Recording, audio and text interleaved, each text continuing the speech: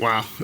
Yeah, well, so that works, technology, right? So they told me, like this microphone I've been holding for all of like 20, 30 minutes, that it would magically just start working when I got up here, and it did. So thank you all. Thank you, Andrew. Thanks so much for having me. I'm excited to be here. I have no idea what to do or where to stand, but I'm gonna adventure around because these chairs confuse me a bit, but and then I'm like, I don't feel like I should stand at the podium, but I don't know. So we'll see what happens.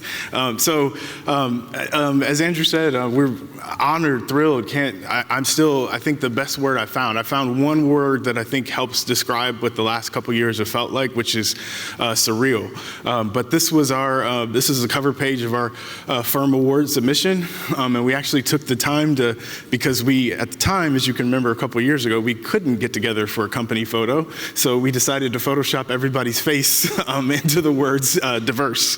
But part of what I want to talk about today, and I'll probably go pretty quickly, and hopefully we'll have some time for questions. And this is a quote from the AIA Film Challenge. So design has power to solve some of the biggest challenges. And really what's central to this are the stories we tell, right? Like all the different things that we talk about, like what are the stories of the projects, the people we touch, and how they touch them. And then this Maya Angelou quote really resonates with me as well, is that there's no greater agony than someone who can't tell their story or bearing an untold story. So really trying to find more ways that people can help tell stories. It's pretty central to me. I'm talking a lot about generations and legacy and what it means with a 6-year-old and a 9-year-old. I find that kids' books tend to be a really great source for stories. And, if I can, fortunate enough to find time for bedtime with them, I find that these books really help to talk about some of the really hard topics and frame it in a way that I think even adults really appreciate at times. So this is Sing, Aretha, Sing. And this is really a lot of what's felt like the last couple years as well. She has she has many songs that she's been made famous for, but one of this is that a song came along to bring people together with one voice to sing. So a little bit of our history. Howard and my father started the firm about 40 years ago, and the project on the far right is the first project we'd ever done, which is a church off of Mock Road in Columbus, Ohio. And I grew up in the house with an architect. I didn't realize that wasn't normal. I remember going to Boston and thinking, hey, this is a fun family vacation. But then I later found out that we were there because my dad was honored in '92 with the Whitney Young Award. So I decided I would do a drawing best way I could to summarize what that experience was like for me. So that's my drawing from '92. There on the, you're right. And it's been kind of an amazing journey over the last 40 years. I think we talk about it as a series of breakthroughs over and over. Breakthroughs of things that we didn't think were possible. When we think about, the people and just the growth and the projects and the opportunities. But we really do focus a lot on the people and what are the individual stories there. So again, the 2021 Firm Award, as Andrew said, we're at 12 offices. As of this morning, I checked a Vantage Point, we're 344 staff members. As you all are saying, at times we can't grow fast enough to keep up with the demand of what is for our profession right now. But really, this was the company photo that we actually submitted for the Firm Award, the best we could do. But it was a very, telling perspective of the different types of peoples and faces that make up our firm and our culture. We work in a lot of different types of markets. My dad, as a former basketball player, one of those first breakthroughs was with Ohio State University, saying that, hey, there's a story to tell about the opportunity for, an architect who played basketball at Ohio State to be able to work on Ohio State's basketball arena was a big deal. And it was a big deal for me at the time growing up. And it's blossomed into things like K-12 projects like Cleveland School of the Arts, health science buildings, Malcolm X colleges in Chicago, where we partnered with Canon Design, Wintrust Arena in Chicago as well. Sports projects and higher ed projects have been, pretty critical for us. Come on. And then I think, did I see Dan? Yeah, there's Dan. Then we met a gentleman named Larry Connor, who he said he wanted buildings to match his personality. Yeah, and this is Larry's airplane hangar, if you can imagine. I think we're working on his house, his vacation home in Norris Lake, and we've actually expanded his office building now as well, or University of Pittsburgh Rec Center, which typically rec centers are 2 to 3 story buildings, but the topography in Pittsburgh requires what will be the first, a very unique 9 or 10 story rec center built to the hillside in Pittsburgh. But really what we've seen from our practice is that it's, what we do as a platform, right? To allow us to talk about things, to talk about issues, to address different aspects of things in society. So this is another book that I read to my kids, that Daddy, there's a noise outside. And it helps us to frame things even in ways that adults can help and understand. So this is some of the images from the book of kids talking about what they witnessed last night. And it says, the kid asked, Dad, what is civil disobedience, right? And, that's a big word that I have to help Google and explain to my kids, but doing it through the book. So one of the things close to home for me in this space is, this is Topiary Park Residences, downtown Columbus. And I remember being really kind of upset with the client because they asked us to do these renderings, I think, a couple of weeks before we were punching out the building. And renderings are great, right? But it's like, can't you just go take a picture? We're punching out the building. Why do we need to do these renderings for a ribbon cutting and all this stuff? And I didn't quite realize how important these renderings would become. But really, if I go back to May of 2021, I remember there was big event on a Tuesday, and then by Thursday, you could tell that people were getting really upset.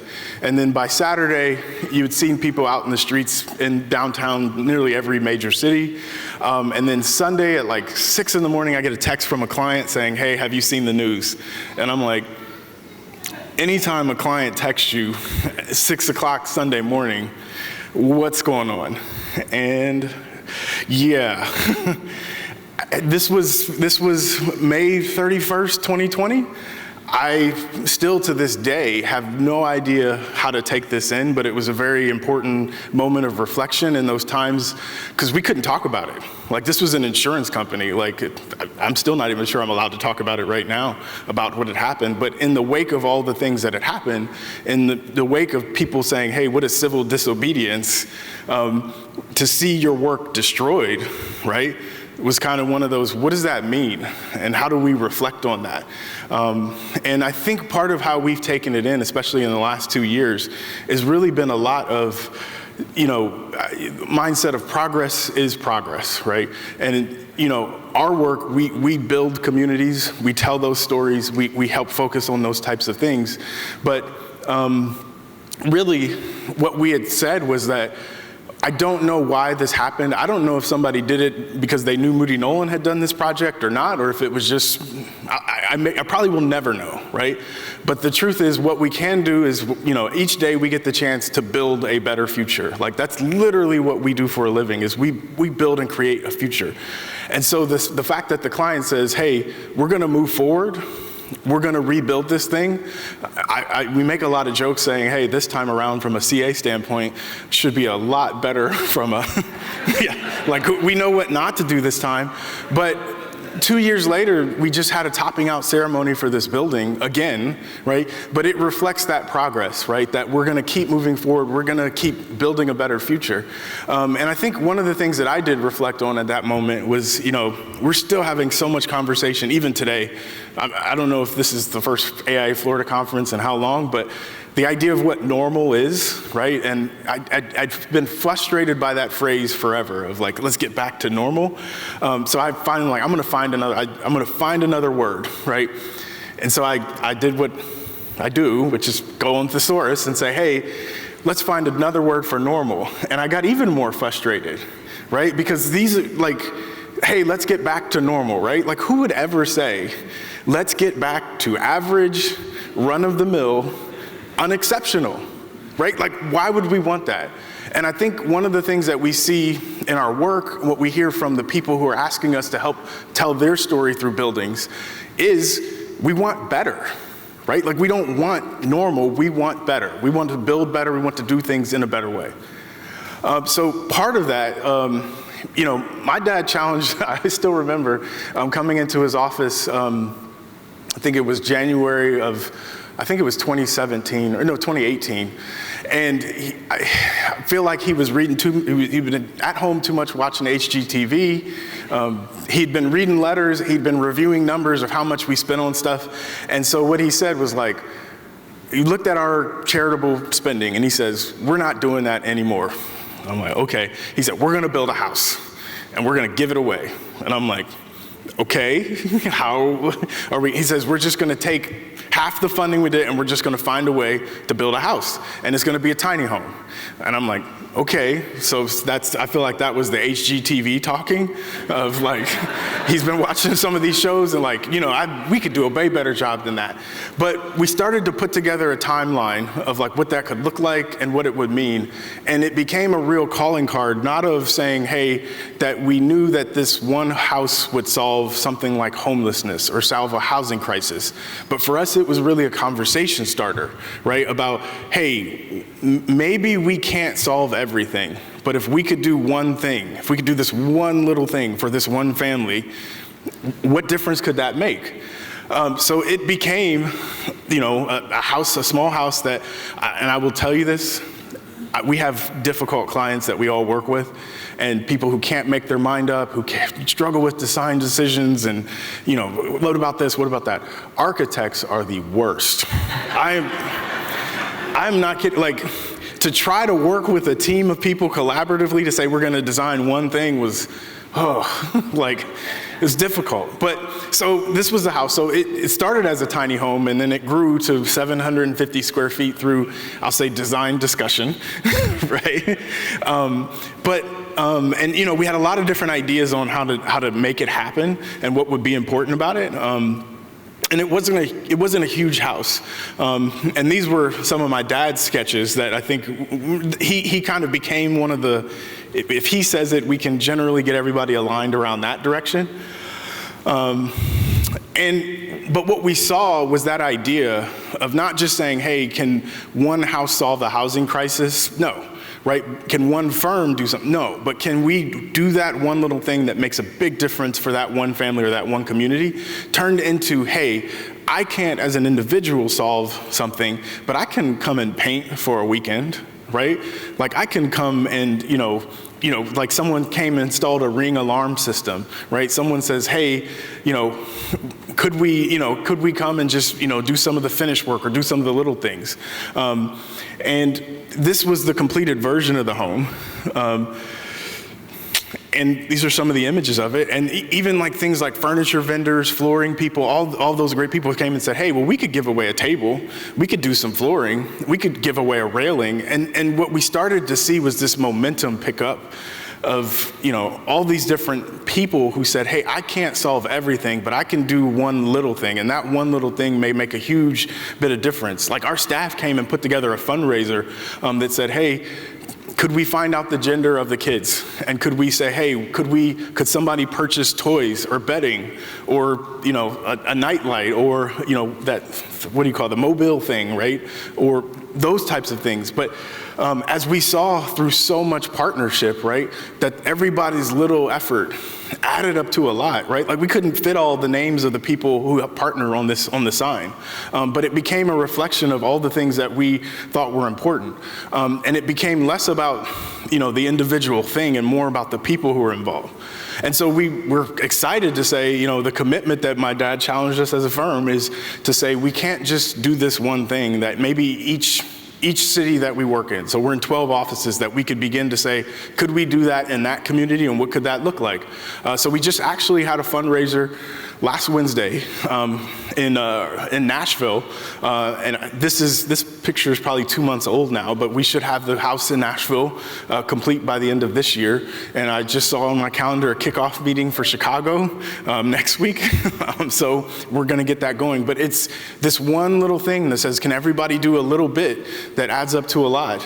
And who are the people that are involved in that process is what we're seeing the fruits of. And so what we see too is that the more people we get involved, the more different perspectives, we find that we have such a greater impact on our clients and the people we serve. The more people we can get involved, we just find better outcomes. So this is, I will tell you, one of my absolute favorites. I'm gonna keep my tongue. All right, good. Is the Undefeated by Kwame Alexander. And this one, if you haven't heard Kwame Alexander, I mean, this book has won so many awards, it's kind of absurd. But he highlights like all these people, like all these stories that are just so pivotal, like people you didn't know about, but that are so important, like these individuals who have such amazing stories. But part of what he talks about that is kind of the most important things are those undiscovered stories, those stories that we don't know about. Not the heroes we know, but who are the heroes that we hope to see one day. For me coming back home to Columbus, I felt like, oh my gosh, like I get to do a project in Columbus, and it's got to be special, right? And to say that we had the honor of being able to honor Martin Luther King's legacy in Columbus was a really special thing. So we jumped in both feet. This library was kind of an amazing opportunity to have the conversation of what does his lineage, his legacy, his approach to community service, which is very much so about, educating voters. What does that really mean? And how does it begin to fit into a community where people are hesitant, or there's this history where people were actively engaged in a space like a porch, where you would say, hey, I'm going to be a part of this community, I'm going to actively engage. Does a library help spur or recontinue that conversation? Can a library have a porch element where you begin to think about those conversations and get the people re-engaged? And so we talk a lot about what this space means, that porch element of looking out from this space and not seeing what it is, right? But seeing the potential of what it could be, saying, hey, that background that you see there is not gonna always be that way, but this is your space, your community space, where you can choose to change what you see in that background and that image. And it was an amazing place and an amazing energy. And one of the things that we found through that process, I don't know, the stories that people didn't know. We were at a ribbon cutting for another library, and we were talking about this site, and an older gentleman said, hey, that site is, I think, he said it's where the old Martin Luther King branch was. And I'm like, the old East Side branch. And I'm like, wait, what? No, we're on the southwest corner. He said, no, yeah, that was the original branch. What we had found out, the story that people didn't know or had forgotten that needed to be rediscovered, is Martin Luther King Sr., 50-some years ago, came and dedicated this site, the old East Side branch, the first branch in the country, to his son just after his passing. And then we had this celebration where it was so much about the people that you didn't really care about the building, where Martin Luther King III came to dedicate this new branch to his father. And so that was a pretty special moment for me. You see the image on the far right with my dad with Martin Luther King III, and nobody cared about the building. It was so much about the people and that story that people wanted to connect to. So my first ever experience at what an architect does was Carl Road Library. I remember my preschool class, all I knew was that I was supposed to take my class and that we were going to talk about, like I said, my dad drew that building. That's what I knew, the old Carl Road branch. My dad drew it. That's what an architect does. He draws buildings. And it was supposed to be, at the time, a mall for learning was kind of the concept behind it. And so we had this, to be able to come back and do the new branch and talk about how do we bring different people together from all different generations in a really changing community and a changing dynamic. And could we reimagine it on that same site? And what we found is like, we could probably fit both, and kind of build the new one, while you're occupying the old one. That red outline that you see there is the existing branch, because it was set back pretty far from the street. And there's so many interesting stories behind it, right? So we said this is going to be a really special moment where you have the old building and the new building together, right? And there's my father and Steve Glass and Lisa Merkert and Kyle Glass, right? And what people didn't quite realize is Steve Glass, who worked with my father on the original branch, was there in this photo with Kyle Glass, who's Kyle's Steve's son. So he's like, this is such a special story that people don't know about, that we need to tell, of the old and the new building in different generations. And how do we connect those stories? And it's an amazing thing to be able to be a part of that story. So this is the branch completed. We're excited about it. I think it just opened this fall. Come on. But as we knew, right, the libraries are not so much about current generations. They're so much about future generations. And the story we wanted to be able to tell was not just the past, not just the present of Kyle and I being able to work there, but that's my brother in those photos. And those are his kids, right? My niece and nephew. And to be able to say to them that we did this for you, right?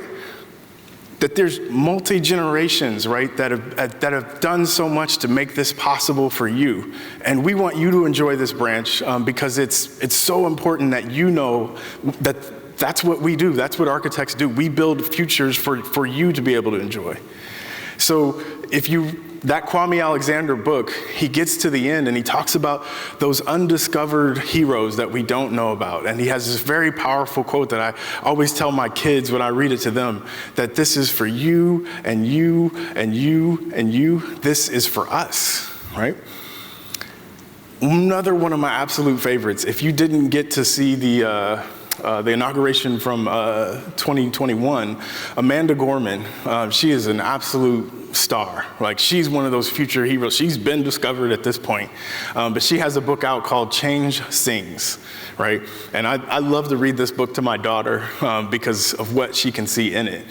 She has this moment, right, where it's this little girl and looking into a storefront that, change sings where? There inside me, because I am the change I want to see, right? This is her quote from that book about what it says to little girls who are growing up and trying to figure out what they want to do and how they want to make that change on future generations. And one of the things that I've seen, I was talking to Andrew a little bit about this in the back, I didn't realize how unique my experience was in that most architects, I think something like over 90% of current architects had met an architect by the time they were in middle school. Right? Like, somebody came to their school, there was a career fair, there's something, but so I didn't realize that, like, hey, my dad's an architect. I've always known it's possible for me to be an architect because I'd seen it all my life, right? But it wasn't just him. It was like, I get to a school like Cornell and I meet the Amanda Williams, and the first ever professor I met was Henry Richardson, right? Like, he taught the Intro to Architecture, summer program. Felicia Davis I had for second year. I'm still like just mind blown, right? That, the hosting event when I went to visit Cornell, one of the people I met was Kim Dowdell, right? And it's like, she's going to be she's going to be president of the whole profession, right? But I've seen all my life. Like, I know what's possible, right? Like, it's not I think this is possible. Like, I've seen it and I know it's possible. I've seen people who've done it. And then I get out and I start working professionally, right? I got to work for Mehrdad Yazdani out in California, who told me as an Iranian architect, hey, the sky's the limit. All these things are possible. I get to go to NOMA conferences all my life and meet the Robert Easters, the Andrew Chins, the Roberta Washingtons, the Zena Howards, the Phil Freelon I met at my first AIA conference. So it wasn't hey, is this possible? I'd seen it be possible all of my life to be able to do some of the things that we're doing. And I know, when I look at, organizations like 500 Forward, which is, there's a little under 600 currently living African-American female architects, but I see Latoya Camdang and I see Dawn David Pierre. I'd known these people all my life. Valerie's in our Nashville office. And it really is a part of what I didn't realize was a privilege, was the idea of Elizabeth Marvel's quote, if you can see it, you can be it, and I believe in that. And so I do have to say that part of the reason I'm even here is I've seen what success looks like all my life, and I've always known that this is possible from the people and experiences I've been around. And those are the stories that need to be told and people need to know about. So when we see a story like Poindexter Village, it was one of the first housing developments in the country, where it was hey, is it possible to reform or change or rethink, affordable housing in a historically overlooked neighborhood in Columbus? We have to help escalate those stories to tell and know that it's possible. And so this is it completed. I think we've actually now finished the 5th phase of it. It was a choice neighborhood grant, 5 phases over something like 7 years, and I think it's complete now. But we've seen the changes that are possible that we know in a neighborhood like this. And one of the things that we challenged ourselves was saying, hey, we know that one house will make the world of difference for that family in Columbus and in Nashville. But who are the others that we could help influence when we think about how neighborhoods can be transformed? So, it's just a little bit by little bit, we started doing research on a neighborhood like Linden neighborhood in Columbus and saying, hey, what is the history and character of it? And are there even more different typologies or other, because not everybody I say this lovingly to this crowd, not everybody loves contemporary architecture, right? Like, some people like different things. So it's like, hey, what is the next iteration, or what is the next evolution of what that legacy house could be? And how could it work? So we said, hey, could we begin to think about some of the concepts between like a choice neighborhood type project and a legacy house? Is there something in the middle? So my dad said, could it be something like an urban parade of homes type thing, where we think it could be, something like 18 or 20 of these small homes. And what would that look like, and how would we experience it? And could not necessarily it be we have to build it this way, but more, are there ideas in here of different types, of different styles that anybody could pick and choose and say, hey, it doesn't have to be this, but maybe there's one idea here that could translate to a whole neighborhood or to a whole town, or be an infill of scattered sites, or any number of things. So, how do we, begin to reimagine like how you could infill those streets or infill different housing types with, what we realized was really around 1,100 square foot was that kind of sweet spot, at least in the Midwest, of maybe not 750, probably not 1,600, but 1,100 square foot really hits the sweet spot of a cost, size, and just efficiency model. And all of these models were thought of and imagined in that mindset of how we could reimagine a whole neighborhood from an array of styles. And so I think, under a bunch of NDAs and all that stuff, but I think there's probably going to be 14 of these that come under construction here, of the next evolution of what could be in a neighborhood like Linden and Columbus.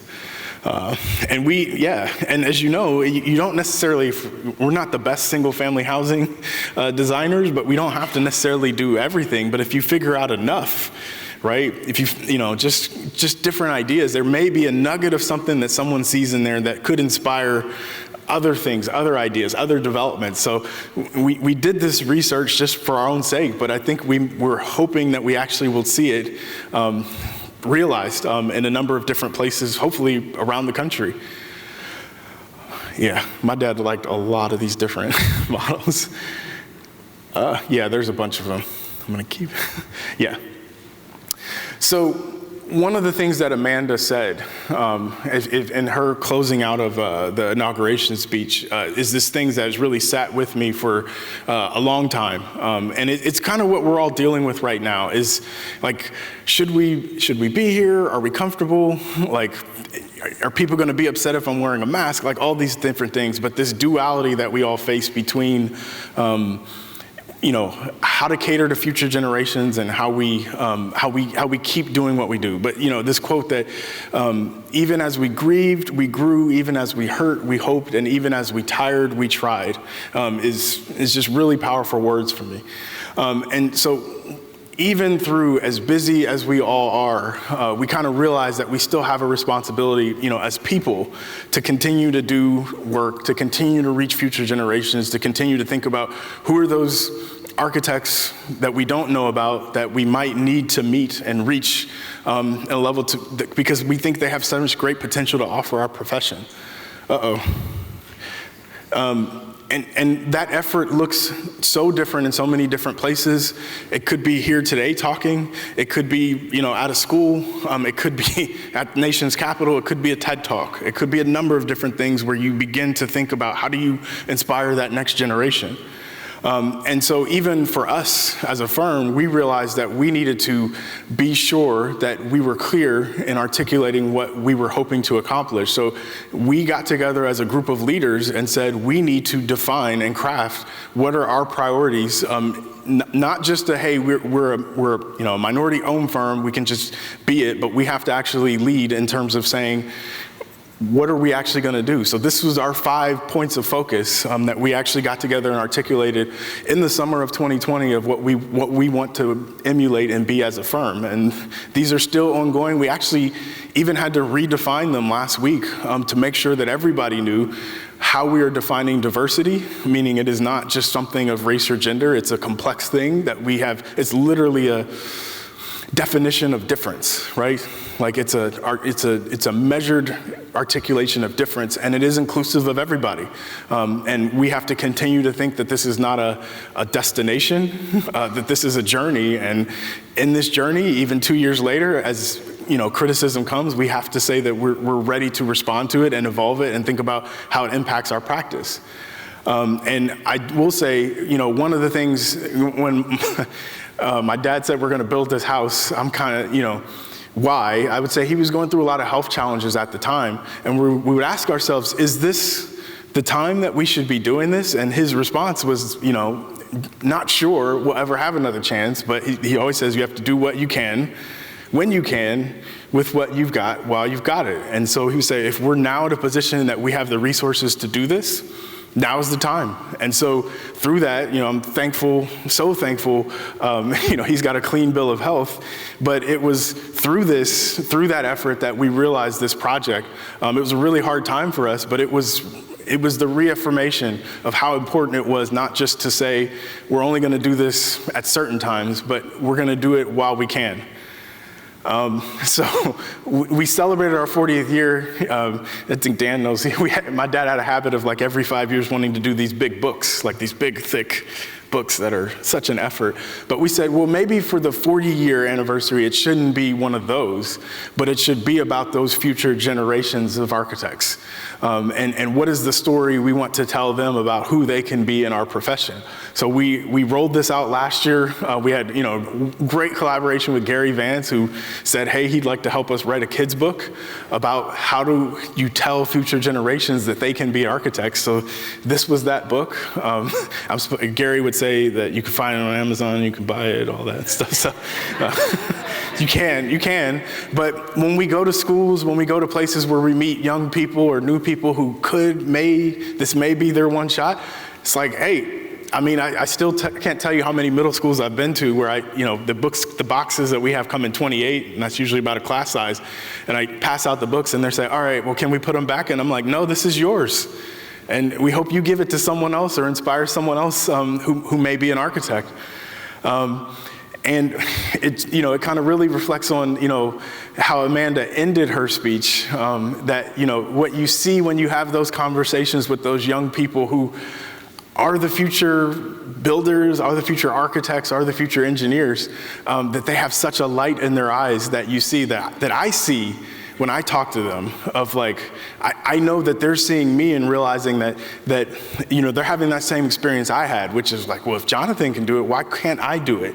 And so, Amanda's quote, there's always a light if only we're brave enough to see it, if only we're brave enough to be it, to be that light and challenge them to do that.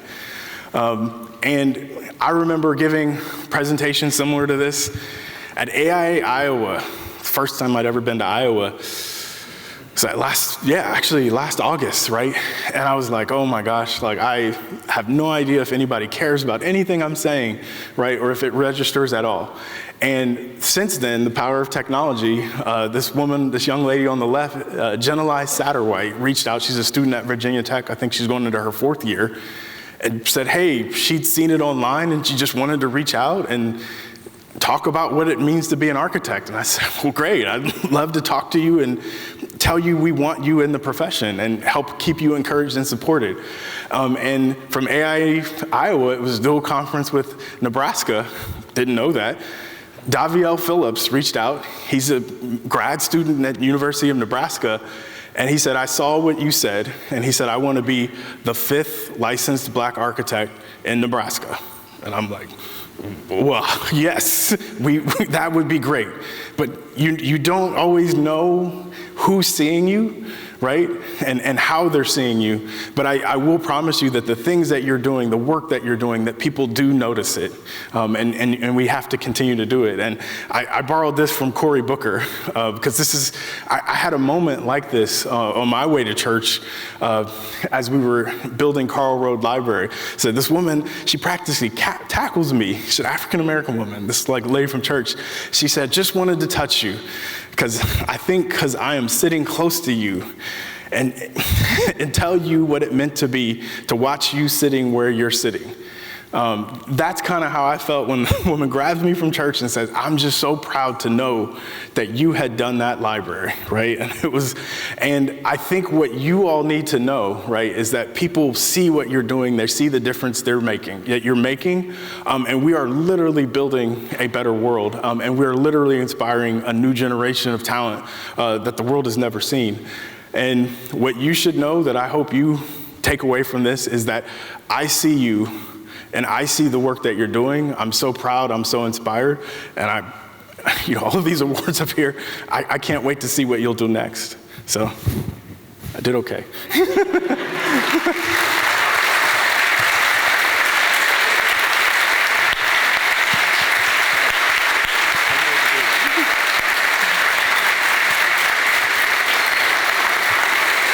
You guys don't have to stand.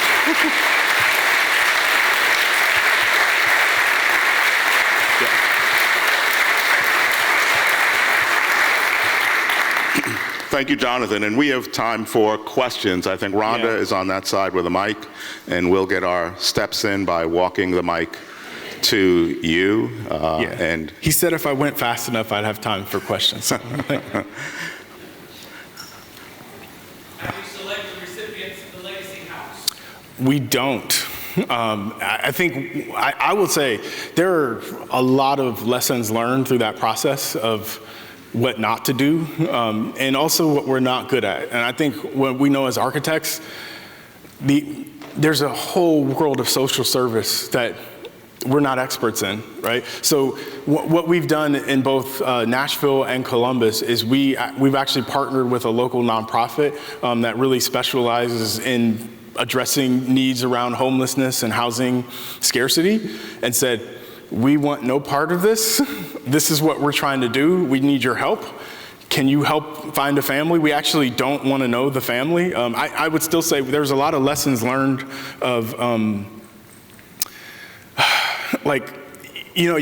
people were excited about the project and excited about the outcome, but I think there was not a lot of full appreciation or respect around privacy of the individual and the family. And even through all those efforts, hey, there's a news story where they say, hey, they want to talk about this house that's happening in Columbus, and then the opening news picture is they zoom in on the street intersection and they zoom in on the mailbox, and it's like, oh my gosh, this woman's gonna have people, I don't know about you, but I wouldn't want somebody, knowing where I live and all that. So we don't select it. We partner with Southside Area Mission and the YWCA in Columbus, and we're partnering with the Metropolitan Housing Authority in Nashville. We don't select the family, and I think we're actually getting to a point where we may choose not to meet them anymore, because you want them to be blessed and not burdened by the home.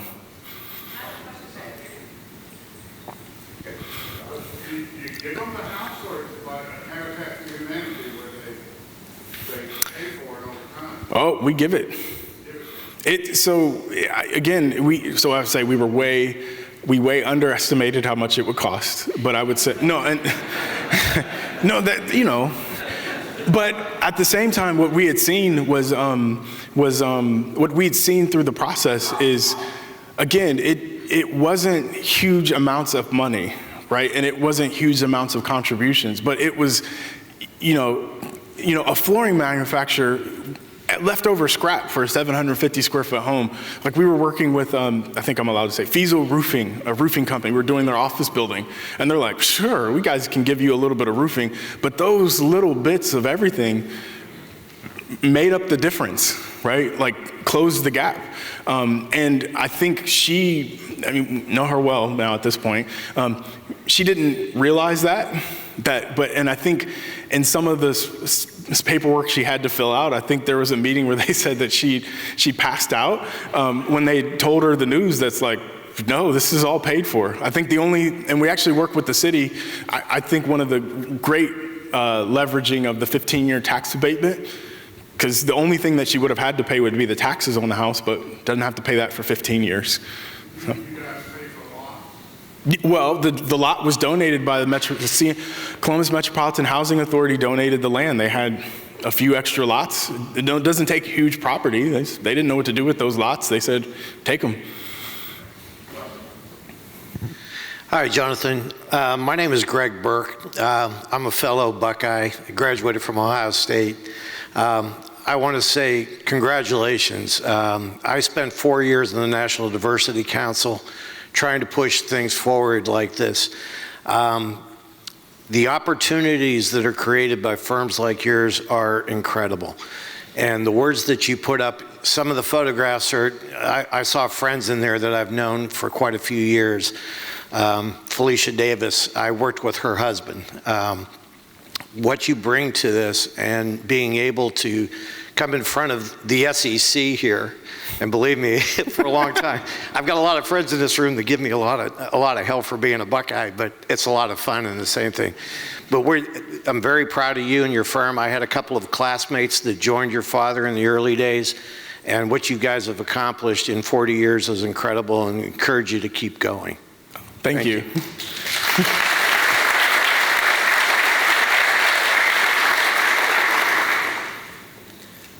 Jonathan, I just wanted to say thank you just for being here. And we do see you. We want to see more of you. And we want you to continue to do what you're doing, because you're an inspiration for all of us, not only the minorities or diversity issues, but please continue to be seen, and we want to keep seeing you. Thank you. Thank you.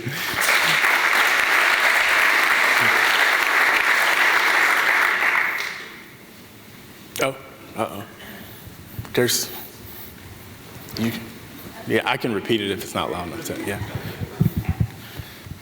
No, I wanted to say that it was very inspiring to hear all your story and everything that you guys have done. And definitely, I think that gives us a lot of many good ideas and open our eyes to make sure that, there's people that really is doing what needs to be done, that is possible. And so that's great. And one thing that I wanted to say is, something that really got my attention was, one of the 5 things that your leadership at your office is doing, one was, I forgot exactly what it was, but that said, silence is not an option, like you guys are. So can you elaborate a little bit more how you guys do that? I don't know. How we do it is still, again, it is still, and I'm saying this there's been a lot of reflection and criticism, appropriately, of how we live that. And I think part of how we thought about it initially is still the challenge going forward, which is basically, I think one of the things that our profession struggles with is that we witness things that we know are wrong, right? And a book that I just finished it, so it's kind of ingrained in my head is Lakeisha Ann Woods has a book called Never Get Their Coffee, right? And the premise of her book is it's not about coffee, but it's about all the things that you do to stifle someone's career and you may not know it, right? So like it's basically like the idea of coffee is like, you know, sometimes those 5 minutes that start a meeting might be the best relationship building, the most like, you know, establishing principles, establishing things that are probably the most important thing that if you're a young professional, that might be the most important part of the meeting. But yet, do you always ask the same people that says at the start of the meeting, hey, can you leave and go get us coffee or donuts or, you know, and that's the premise of Never Get Their Coffee. And I think for us, it feels like some of the big things, like if you witness something that you feel is just like wrong, right? Like that's like, oh, we need to come out and publicly speak against this. But I think recently it's been more of the challenge of what are the little things that you see it's like, you shouldn't be treating people that way, right? Like one of the phrases that we've taken in is, you know, my dad always says, and I've appropriated his quote that says, he says, you treat clients like gold. And we've been saying internally, you treat each other better than that, right? And I think that has been the part that we say we have to challenge our leaders and challenge our staff to say, hey, if you're seeing a leader that they do certain behaviors and sometimes they're microaggressions or other minor things, you have a responsibility. We've made a commitment that says we're not just gonna say, oh, let's let it go, let's let it pass. Like that could ruin somebody's career and you have a responsibility to say something about it. And I think that is the biggest task we have as a profession. I think some of these huge, you know, I mean, we'll just call them like political things that we have to deal with, like say climate are important, right? But I think the things that, you know, we talk about the beginnings of diversity, but the next steps of like inclusion and equity are really hard to get to if we don't make people feel welcome. And part of how you tell people they're not welcome is by not speaking up when you see things happen wrong that aren't always the big things. A lot of times they're the little things, but these are not things that are like, oh yeah, we'll just do this training and we'll solve it. Like these are behaviors that'll take probably a lifetime of intentionality to address. Yeah. Great, thank you so much, yeah. One more. So, on behalf of AI Florida, Jonathan, we know it was a major reach to get you to come from Ohio to the sunny shores of West Palm. Yeah. Humble space. I told Andrew, I'm like, I'm not allowed to tell my wife that I was here because she's like, oh, so it was, you know, it's like dark room and you wouldn't have wanted to be there. And, yeah. But again, thank you. No, thanks for having me. Yeah.